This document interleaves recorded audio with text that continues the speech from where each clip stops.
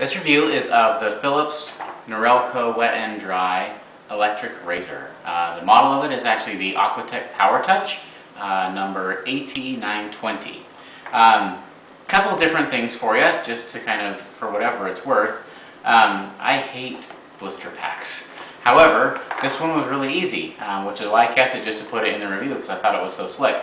Once you open it up, you just simply tore off the top with like a quick zip strip, and I was done. So, wanting to use it right away, I didn't have to get out the knife and tools and all that kind of stuff just to get the razor out. So that was a real bonus.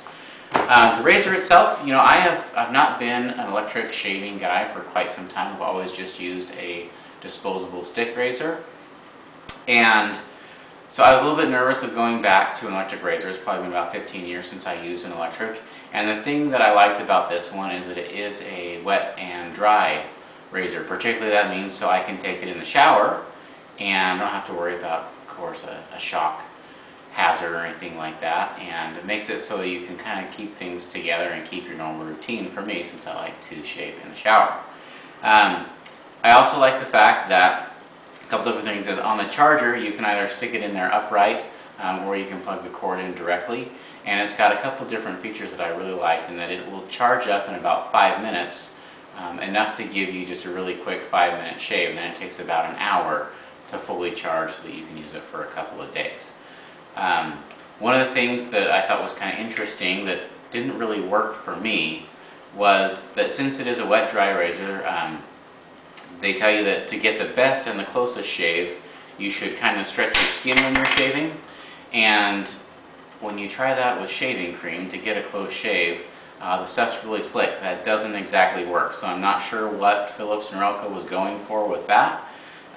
It's really hard to stretch your skin when it's full of soap. But otherwise, it shaves really good. As I would compare this to my regular razor, it's just as close. And one of the things that I like with this over my regular razor is that with the regular razor, I get quite a bit of razor burn. And with this, just using it in the shower and with my normal shaving cream, I got just as close of a shave, but I didn't get all the red spots that I normally get from shaving. So to use it, you've got this little push button right here, and it's got these 3 heads on the back. It has a little mustache, sideburn trimmer, whatever you want to call it. And click it on. It's pretty quiet, so you can actually have a conversation while you're using it. Just put it up against your face, and you start to give it some circular motion there as you shave.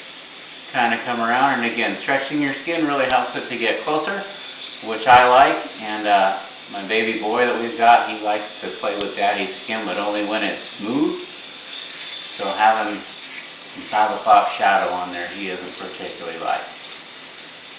So it takes just a few minutes. And as I go back to kind of check it out, you know, up here is pretty smooth.